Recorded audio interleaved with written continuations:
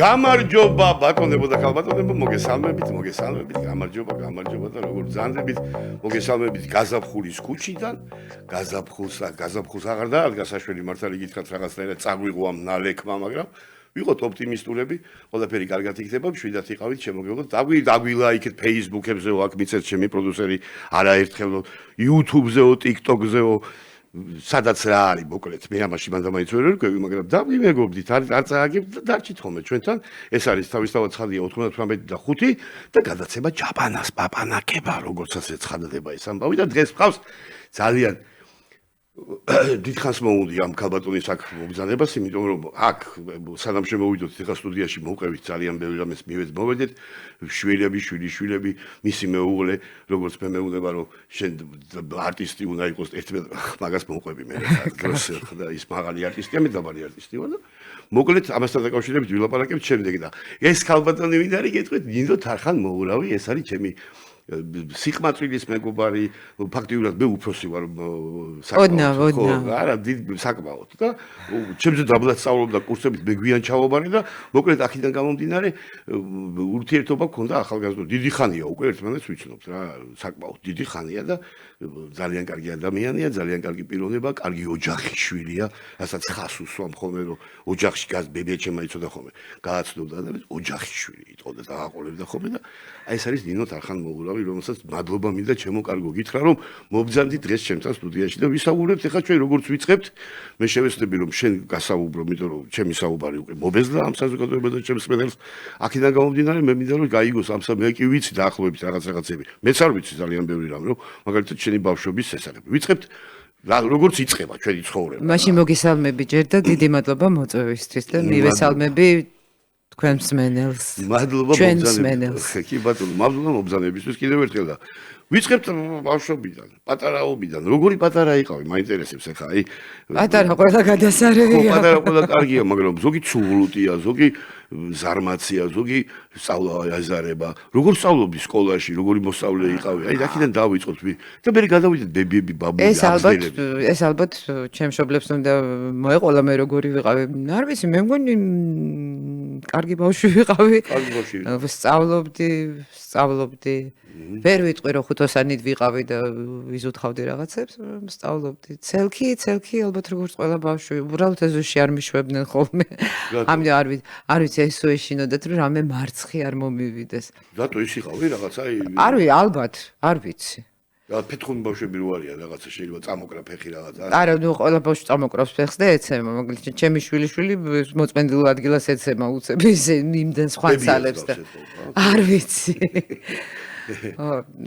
სკოლა როგორ აი სკოლაში როგორ აი სკოლაში სწავლობდი მასწავლებლები რომელ სკოლაში სწავლობდი მაინტერესებს სწავლობდი 24 საშუალო სკოლაში მეც იქ დავიწყე 4 წელიწადი კი ბატონო იქ ვისწავლე 8 წელიწადი ვისწავლე 24-ში და მე გადამიყვანეს პირველ რკინიგზაში აჰა ლეხანოზე დავამთავრე სკოლა კებუაძის ქუჩაზე კი ბატონო სკოლა ახლა უკვე ბუნდოვნად მახსოვს აქაური გადმოსახედიდან მაგრამ არაჩვეულებრივი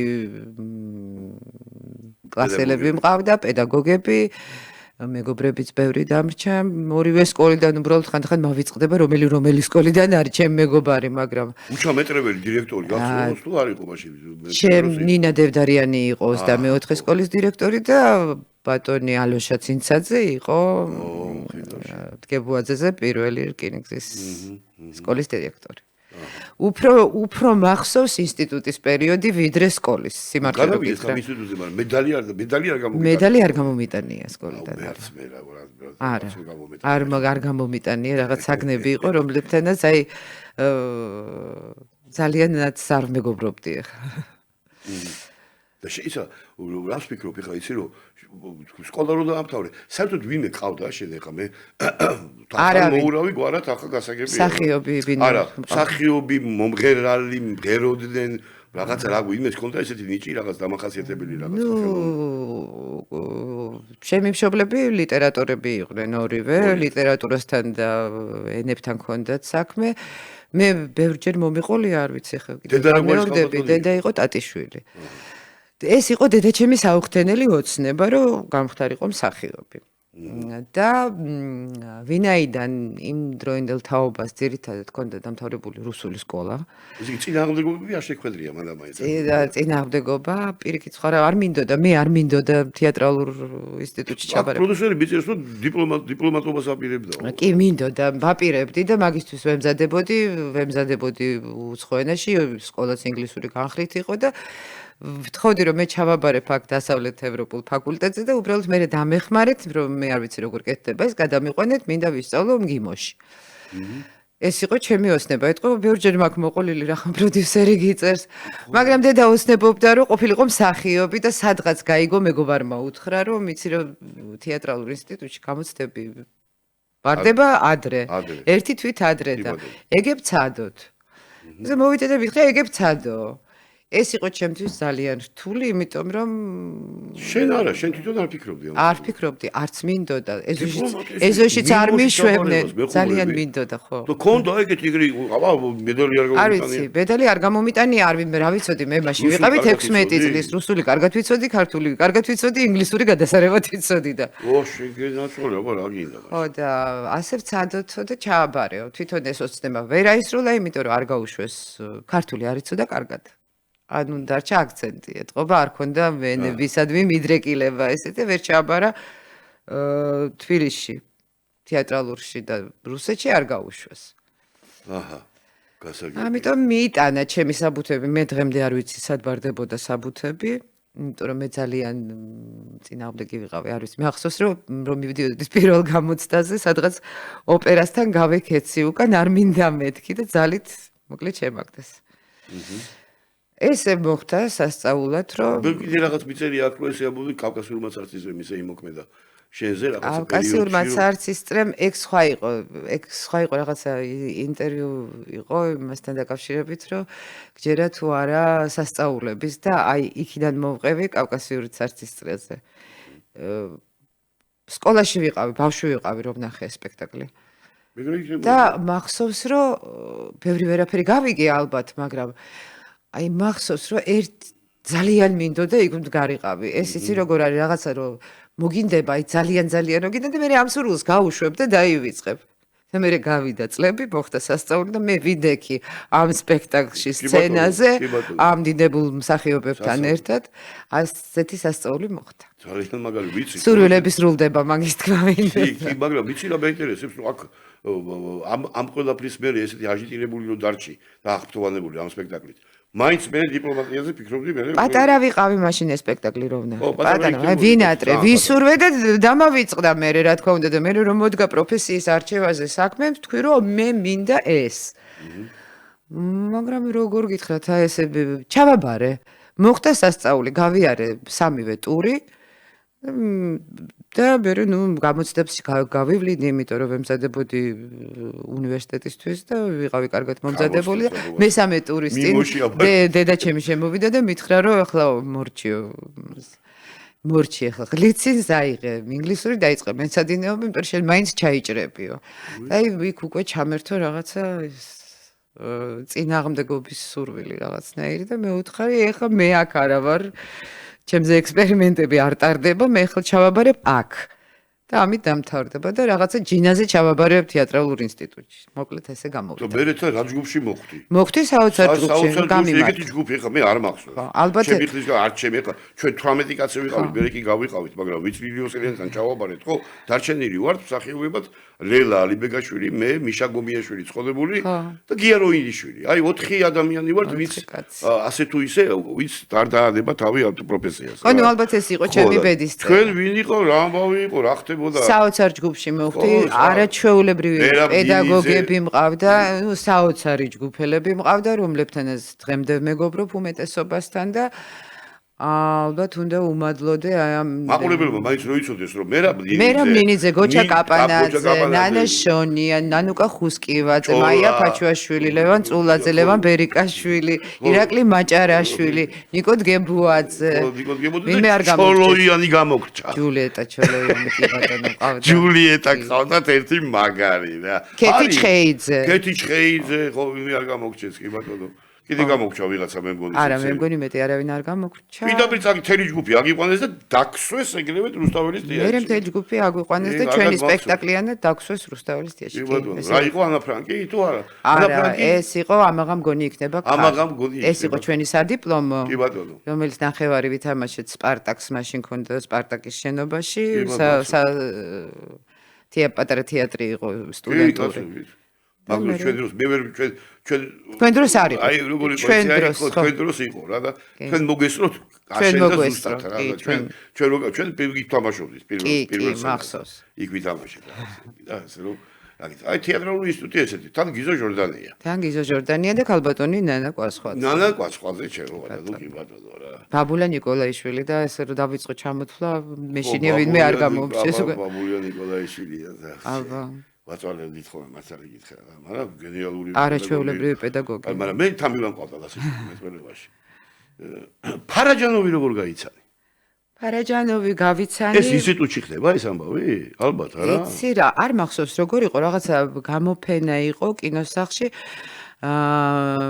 წავედით დედაჩემთან ერთად ვიყავი და იქ მოკლედ ვიღაცა დედაჩემის მეგობრები იყვნენ, ფარაჯანოვიც იყო ამ გამოფენაზე და მახსოვს რომ გააცნეს დედაჩემა გააცნო ჩემი თავი, რომ ეს ჩემი ქალიშვილია. ასე შემომხედა და თქვა ზემფირა. აი ეს მახსოვს ერთადერთი და მე გადის წლები და არ მახსოვს სიმართლე რომ გითხრა, ეს არის მე მგონი პირველი წელი თეატრში თუ ბოლო წელი ინსტიტუტში უფრო თეატრში იყო. ვდგავარ, გამოვედი, მიდან რა ქვია, თეატრიდან გამოვედი, ალბათ ვდგავარ რუსთაველის თეატრის წინ, ტაქსი მინდა გავაჩერო და უცებ ჩაიარა თეთრმა ვოლგამ, გაჩერდა შორი ახლოს და ვიღაცა აპიპინებს გავიხედე, მოტრიალდი. ახლა ვიცი რომ უცხო ხალხს ქუჩაში არ უნდა დაველაპარაკო. ესეთი გაზრდილი ვარ კარგო ჯახში. მიპიპინებს ვიღაც კაცი იყურება გაბურძგნული წვერებიანი იქიდან ვერ ვიცანი რა თქმა უნდა და ხელს მიქნევს ესე არ ვიხედები და ახლა ნუ ვიხმარ ოკუპანტის ენას, უცებ მესმის დურა მოვტრიალდი მივხვდი რომ მე მეძახიან იაწიბა უტვირძილ ტიტამარა და ესე პირდაღებული და წავიდა. აი ეს ის პერიოდია როცა აშიკერებს იღებდა და უნდა გადაიღო მცირი. ორივე ფილმზე მიიღო დაფინანსება, მაგრამ არ გამიმართლა, იმიტომ რომ მთელი მოყოფილი დაფინანსება აშიკერებზე დაიხარჯა და ეს მცირი აღარც გადაიღო და აი ესე მაგრამ ესე იგი ძალიან სამწუხარო ამბავი მოხდა. ლელა კი მოყვა ეგრეთ. ლელა არაჩვეულებრივ ფილმში და არაჩვეულებრივია კი ბატონო. კი ბატონო მოხდა ეგ ამბავი ისიც აღარ. ორჯერ არ გამიმართლა ფარაჯანოვთან დაკავშირებით. ეს დასაწყისში და მე იღებდა თავის ბოლო ფილმს იღებდა ერქვა მე მგონი ისპოვიც ახსარება. და დამაკავა ამ ფილმში და ვარ ძალიან ბედნიერი, მაგრამ ნუ ცოტა კომიკური ის ისტორია ჩემ თავს, იმიტომ რომ მივედი პირველი რაც ამიღეს ზომები, ამიღეს კუბოს ზომები. ხო და ნუ ცოტა ისე ვარ. ფილმი არის იმაზე, ნუ როგორ თავის ბავშვობიდან იწყებს და უნდა წავიდეს მერე მოყოს მთელი ცხოვრების ისტორია და ეს არის კლასელი მისი, ვიღაც კლასელი უნდა მეთამაშა, რომელიც სკოლაში გარდაიცვალა და მოკლედ ძალიან უყვარდათ ეს გოგო, ეს ვიცი მე ეს მონაცემი და მიმიყვანეს ზომების ასაღებად, თურმე კუბოს ზომებს მიღებენ.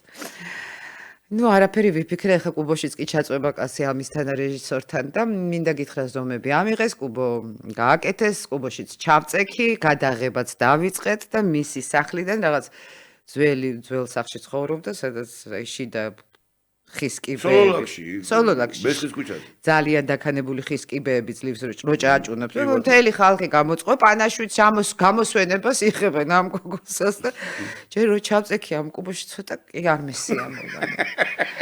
კი რაღაცა ლამაზი კაბამაცვია თეთრი საპატარძლო ვითომ ეს გასათხოვარი კუბოში ხარ. კუბოში ვარ და რაღაცა ცოტა მე მგონი ხეთ რემლიც წამომივა, მაგრამ როცა დამაქანეს ამ კიბო ამწიეს და კიბეზე ჩასვლა წაიღეს მივხვდი რომ ერთადერთი მეშინია რომ არ ამოვფრინდე ეხა ამ კუბოდან და ისე გავიჭიმე და ჩავეჭიდე ქუსლებით ამ ის ერთი სული მქონდა რომ ოღონდ არ გადმოვარდე და ჯანდაბა იყოს დანარჩენი რაც იქნება. აქაც არ გამიმართლა. არ გამოვიდა ეს ფილმი? არ გამოვიდა, სამაგერო სამწუხაროდ ძალიან მალე ავად გახდა და იმის მერე უკვე აღარც მოუკიდია ამ ფილმისთვის ხელი. რაც გადაიღო ის ნარჩენები სადღაც მუზეუმში, რომელიც წაიღეს და ერევანშია ხა ეს მუზეუმი. იქ ინახება. აქ არაფერი აღარ არის. აქ არაფერი აღარ არის. ხვალ გვეტყვიან რომ ჩვენ კინო გვაქვს, როგორ ფარაჯანოვი ჩვენია. ხო, არავინ კაცმა არ მიაქცია. ისე გაქანდა, სწავლის ფული არ ქონდა, კაცი ისე არ დაიცვა. კი ბატონო. მართალი. ეგრე იყო. ახლა ამას ვინახავ ამას შენს მეუღლეს ეს ლამაზი გოგო რომ მოხდი ამ თეატრალურ ინსტიტუტში და არაჩვეულებრივად გამოიყურებოდა ბატონებოდა ქალბატონებო რო იცოდეთ ისე რა ეხლაც გადასარევად გამოიყურება მართალი სიტი მადლობა შემრცხვა არაჩვეულებრივად მაგრამ მაშინ ახლა ადასამალია და ბევრად ახალგაზრდა იყო და იყო აი რაღაცა აი ძალიან ესეთი აი უნივერსალური რაღაცა აი ისეთი აი რაღაცა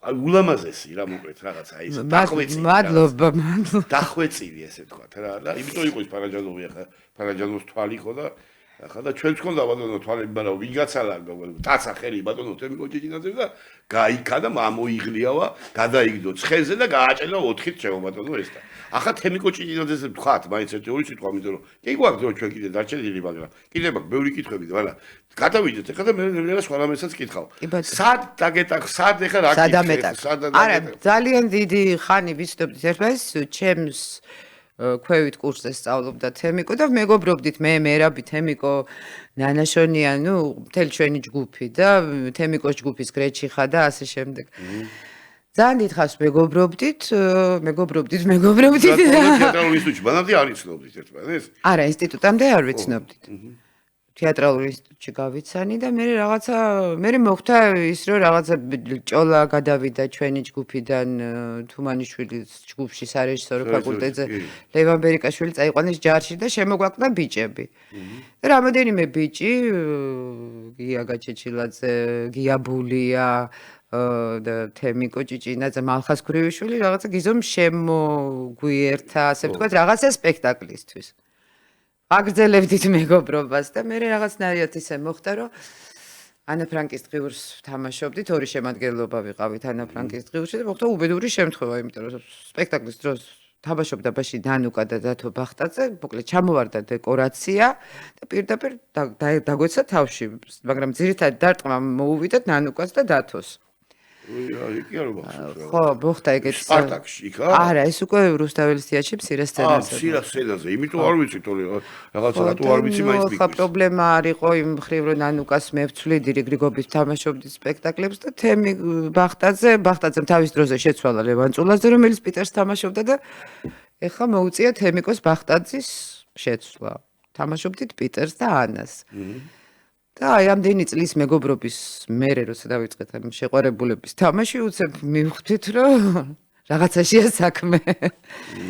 აი ესე მოხდა რაღაცნაირად ჩვენი აღმოვაჩინეთ ერთმანეთი თავიდან აღონთ ახლა უკვე როგორ არ ვიყვარდებათო ისო იქო არ არისო ისო იმაზე არ გიგეს იგი ძალიან ხშირი შემთხვევა არა მე მაინც გონია რომ მანამდე თამაში არა მანამდე იყო ეს ყველაფერი და უბრალოდ თამაშის დროს მივხვდით რომ ეს არა მხოლოდ მეგობრობა იყო ასე იმის მერე ვაგრძელებთ თამაშს და მეგობრობას.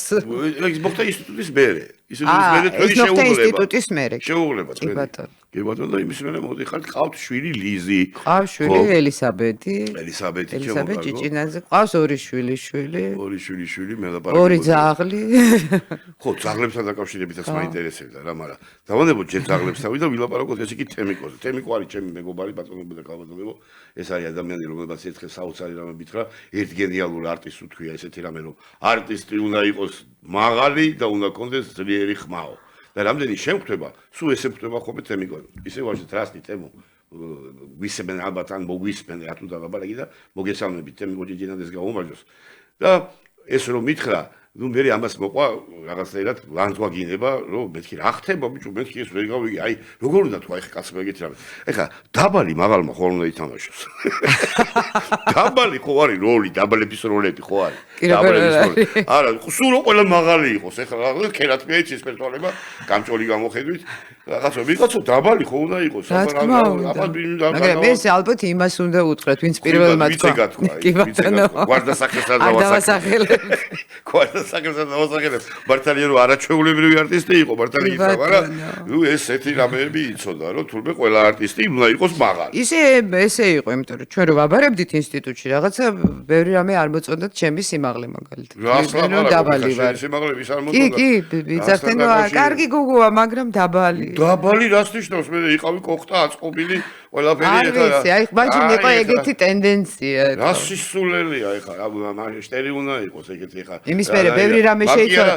იმის მერე ბევრი წელი გავიდა, ყველაფერი შეიცვალა. ბევრაფერი შეიცვალა. წინა წელს ეხა მაგალითად მე იმიტომ არ მიმიღეს რომ მიშა მიიღეს ჯოჯოა. იმიტომ რომ ერთი ეგეთი აი ორი ვიყავით ამ ბავში და მაგარი ნიჭიერი კაცი მიიღო ახლა მიშამ და ნუ ეხა კიდე სხვადასხვა რაღაცები ეხა უფრო კარგად იცნობდა იქ მიშა ჯოჯოა მამამისი რაღაცა კიდე თან კიდე დედასპიცა ვარ წუთი გული არ დამწყვეტია თან მიშას არ ვევასებოდი გაგდებული ვიყავარ ლექციიდან და მაქედან გამომდინარე და ასე რომ კონკურენტი ვიყავდა ისეთი რა რომ გაგიხარდება რო გავაშ ეს მაგივრად რა ეხა ისეც რომ მიიღებენ დაგწყდება გული რაღაცა და და ასე რომ იყო ყოველთვის ეგა ეხლა ჩვენ არც ერთი არ ვიყავით კასავეცები და არა იყო ეგ მე მახსოვს რაღაცა აბაკბილები განახე გაიღიმე რაღაცა ეგ მახსოვს რა ვქნა კი კაცი კოლოკვიუმები ეგ კი არ მახსოვს მიშათუბანიშვილი შემეკითხა დიდუბეს რატო ქვია დიდუბეო მაგალითად ეს გასაუბრება იყო გასაუბრებაში კოლოკვიუმი არა შეგეუბნები აი ფიზიკური შემოწმება რო აი ყბილები როგორი გაგვანახე და ასე შემდეგ კი ბატონო კი ყველაფერს ამოწმებდნენ ეხლა მაშინ და ის კი არ ყავდა ჩვენ პედაგოგები ეხლა რას ლაპარაკობ დიდი 9 საათიდან იყო თეატრალურ ინსტიტუტში ვიდიოდა მუშაობა დიდი და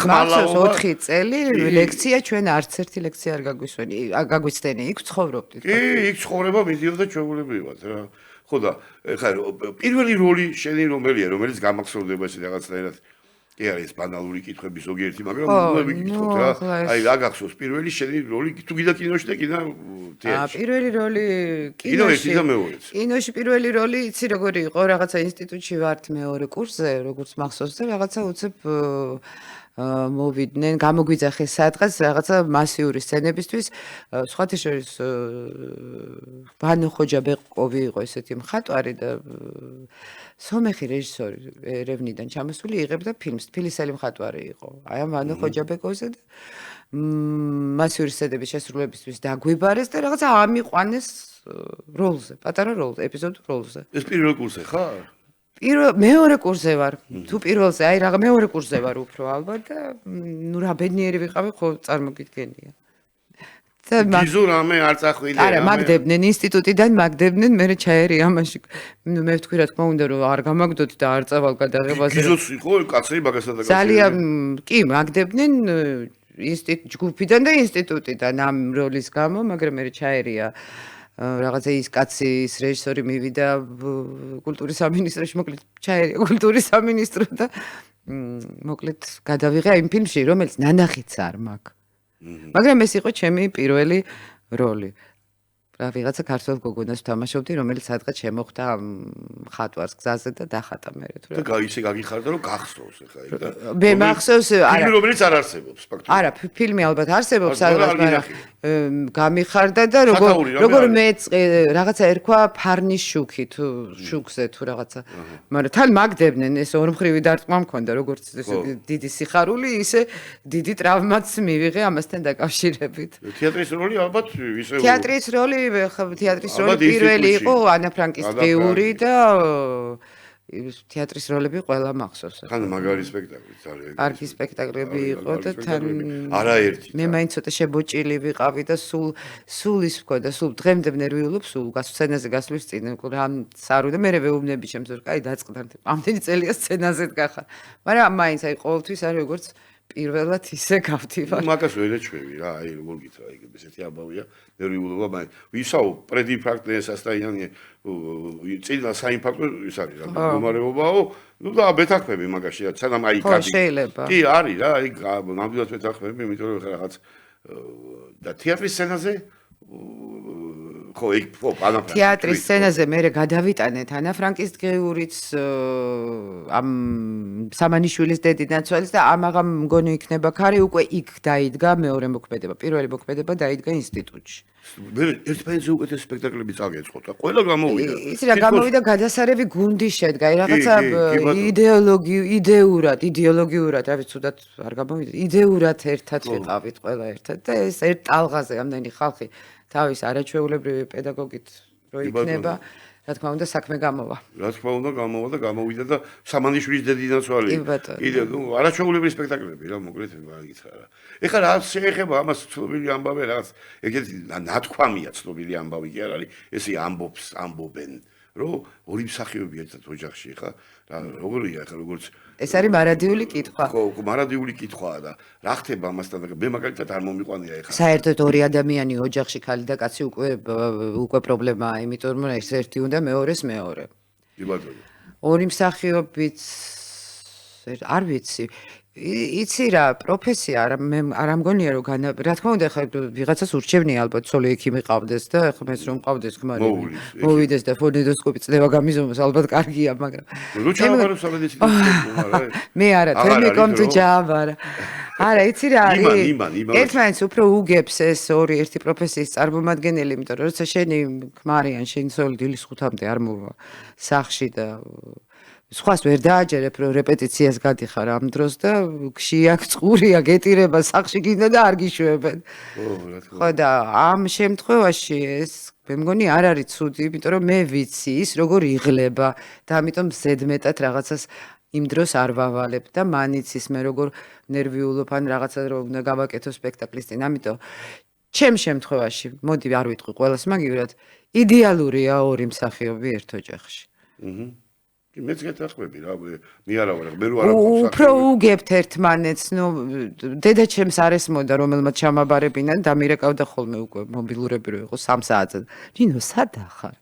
თემიკო არ მირეკავდა. დედა რეპეტიციაზე ვარ, შენ ჩამაბარებინე აქვე უნდა. ხო, ეს კაია, რომ ჩაგაბარებინები და ხო, ამას უვაძახებდი ბოლომდე. ხო, დააძახებდი ბოლომდე რა, მაგარი ისა რა ქვია, ფეხბურთი არ გიყვარს შენ იმას ევასება. ფეხბურთი ძალიან მიყვარდა. ბიძა ჩემთან ერთად. კარგი და თერაპევტი რო გამოხვიდე. ისე რა, აქედან მოგმართავ შენ, რომ აი ხა ადგე და აი სექტემბრიდან ჩავაბარო სამედიცინო ინსტიტუტში და კაი თერაპევტი გამოვა თემიკოს გა შელიერი, რა გინდა რა. არა, არ მინდა იყოს ვინც არის. ფეხბურთი ძალიან მიყვარდა, უბრალოდ ისეთი დოზით მივიღე ფეხბურთი, რომ უკვე აღარ შემიძლია.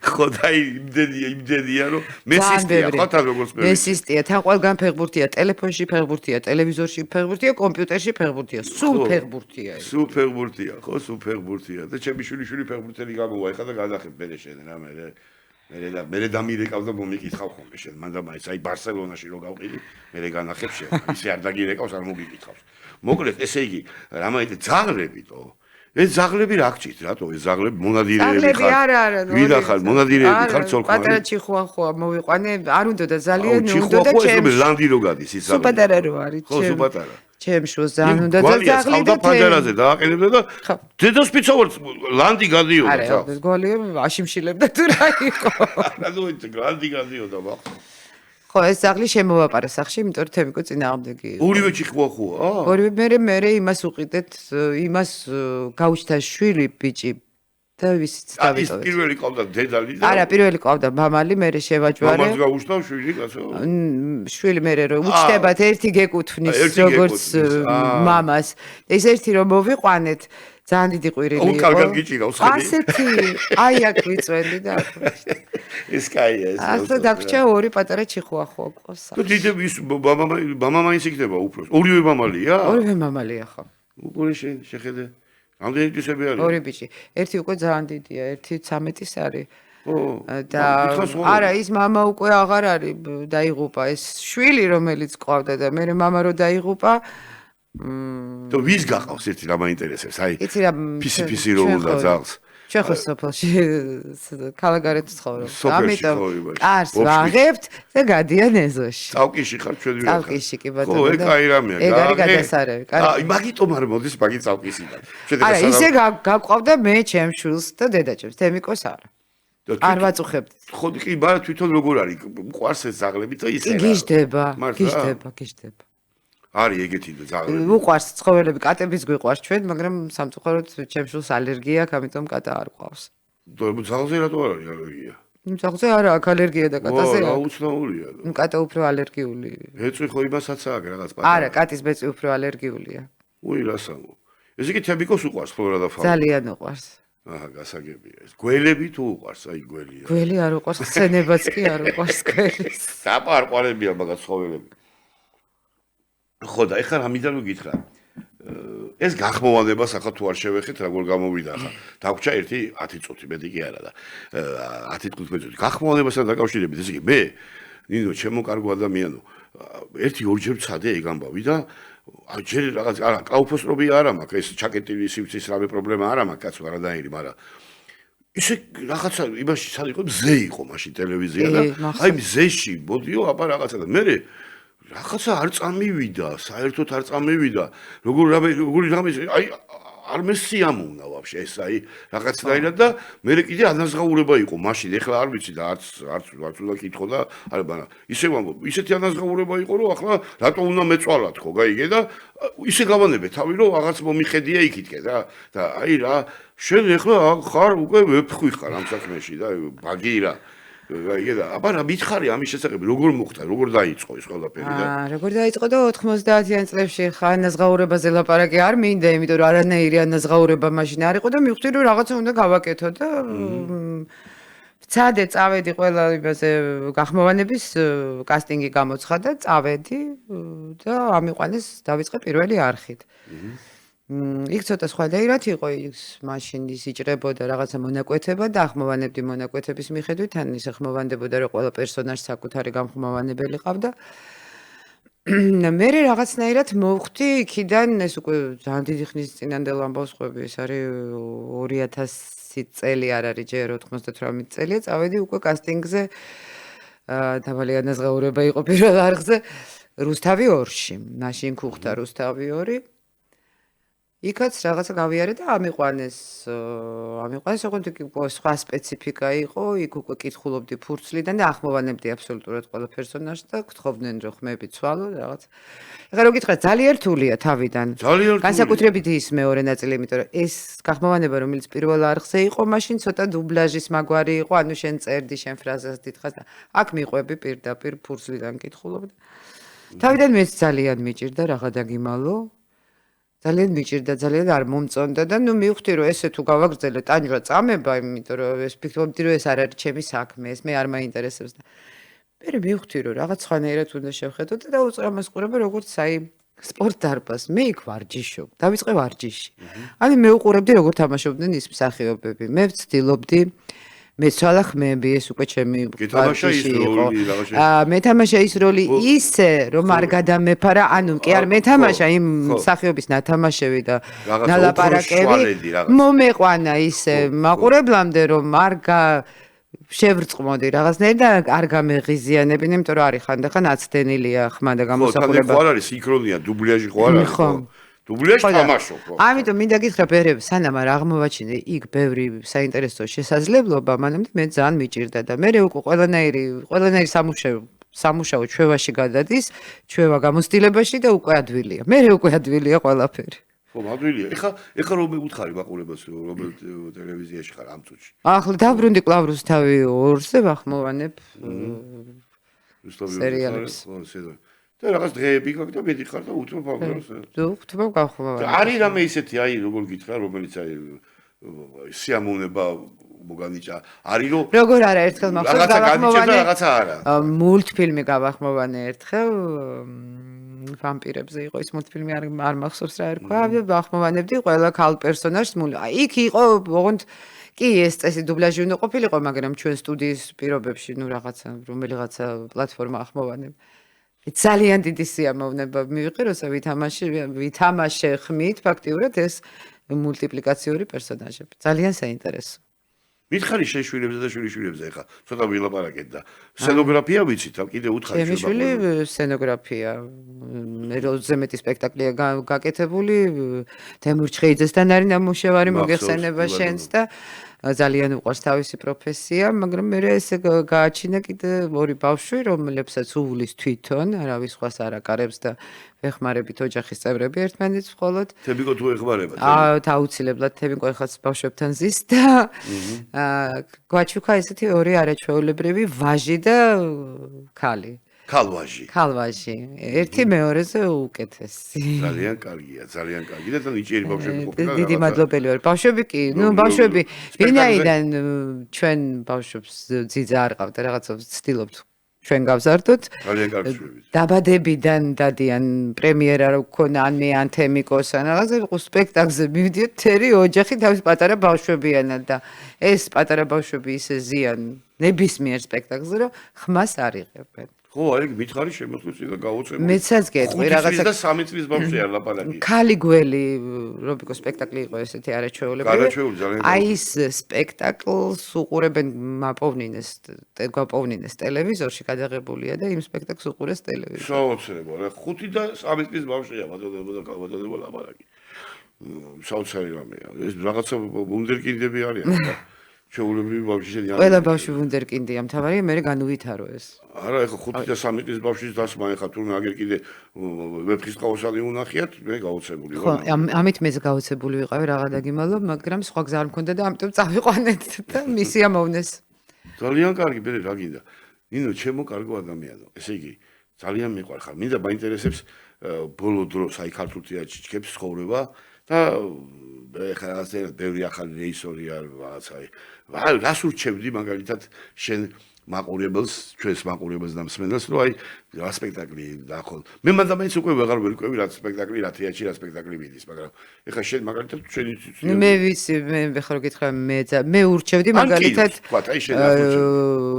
ფაბრიკაში ლევან წულაძის სპექტაკლი ნახონ, კაცი underground კაცი. Underground მიწის ქვეშეთი. კაცი მიწის ქვეშეთიდან ბოლოს რა სპექტაკლიც ვნახე, მე ძალიან ვისიამოვნე, ძალიან მომეწონა. რა თქმა უნდა ვეფხის ყავოსანს ურჩევდი, იმიტომ რომ ძალიან დიდი შთაბეჭდილება მოახდინა ჩემზე ამ სპექტაკლმა. რა ვიცი, მოდით ჩემ სპექტაკლებზეც ხვალ მაქვს სპექტაკლი, მაგალითად მილიონერი ნაპოლი.